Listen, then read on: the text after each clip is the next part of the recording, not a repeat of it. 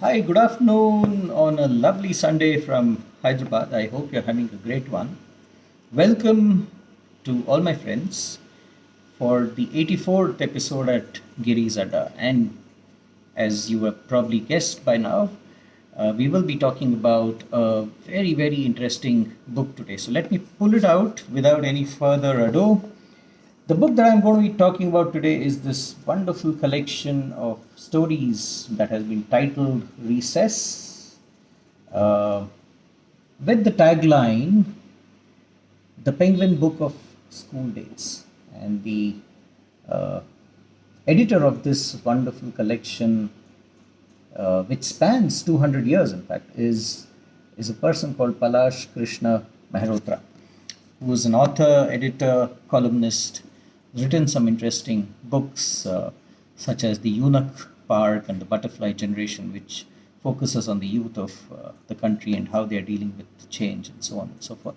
But in this collection, which I now have in my hands, Palash Krishna Mehrotra has done a wonderful job, a wonderful, entertaining job, a job that makes us think. It makes us go back, down memory lane to that place which we have all attended, school. Well, when one talks of school, there can be a mixed bag of reactions, uh, and these reactions can be poles apart. On the one side, you have people who seem to only have had great experiences of school, wonderful teachers, beautiful friends, and very, very memorable experiences from school days of achievement, of recognition, of love, of relationships, care, and of learning, and so on and so forth. At the other side, you have people who uh, probably have hated school, who only have bitter memories or mostly bitter and traumatic memories of being punished, being bullied, being exploited, and so on and so forth. And of course, there are many people who are somewhere in the middle in terms of having a mixed bag of everything. Uh, there are 59 wonderful personalities in this collection, and let me quickly read out some of their names for you. You have Swami Dayananda Saraswati, you have Rabindranath Tagore, Ramabai Ranade, Mohandas Karamchand Gandhi, Premchand, Jawaharlal Nehru, B.R. Ambedkar, Niraj Chaudhary, Vijay Lakshmi Pandit, Satyajit Ray, Ved Mehta, Farooq Dhondi, Richard Krasta, Suketu Mehta, P.T. Usha, the golden girl of Indian athletes, and many more, who have chosen to talk to us about what school meant to them, what their experiences are, and so on and so forth. There are a few underlying. 1 minute, just before I get to the book itself, a couple more books that I have in my hand, which also talk of school days and school times, and in fact, they're named like this: School Days by Ruskin Bond, and School Times, where Ruskin Bond, the well-known Indian author, has been the editor of this wonderful collection that features writers such as Mark Twain, Charles Dickens, and so on and so forth. But that's for another day. Let's focus on what Recess has to offer us. There are certain underlying themes which are brought to the surface in this very, very beautiful collection of reminiscences of school days. Uh, one is that uh, uh, one is that of cruelty. So school can be a cruel place, and uh, some of these pieces make us look deep within. Uh, Cruelty is not only perpetuated by teachers but by children, on teachers, on other students. This is one thing uh, uh, that the author brings to us, and nowhere is it more apparent than in a piece by Cyrus Mistry, which is a good example of how cruelty is experienced by many in school. Uh, sexuality or sexual awakening is another theme that comes up in this particular collection, particularly pieces such as the one by Ismat Chuttai, Cyrus Mistry, Kamala Das, and so on.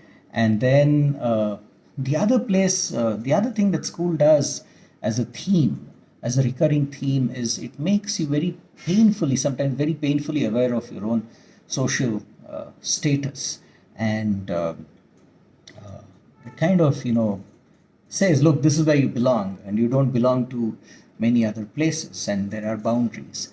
And one of the best pieces in this collection is by the poet and author uh,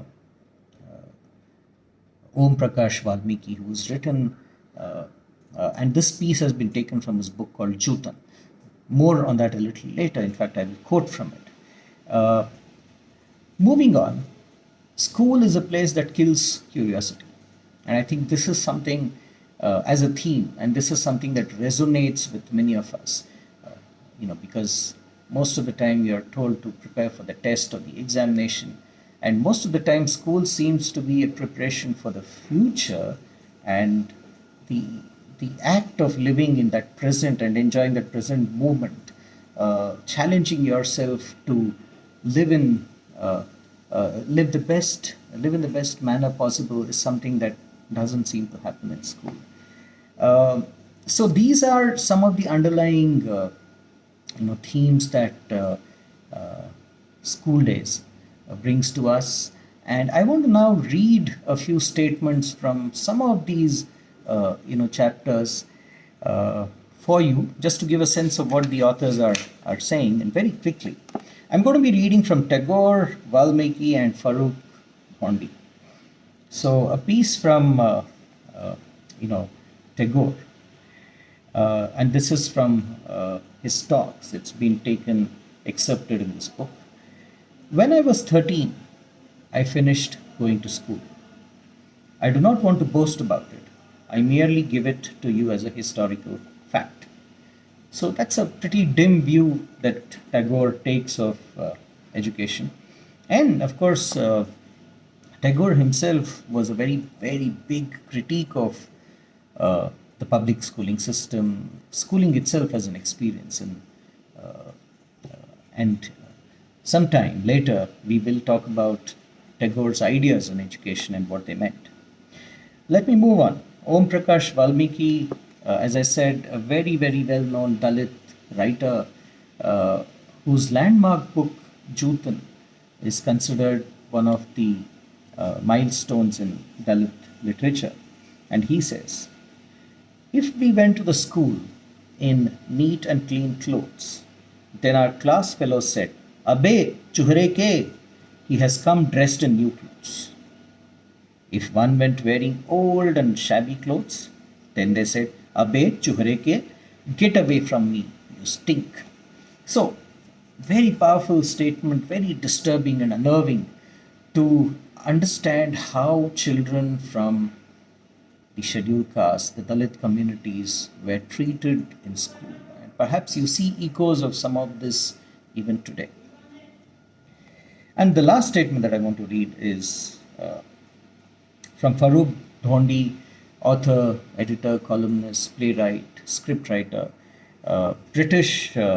He stays in the UK, Indian born, living in the UK at this point.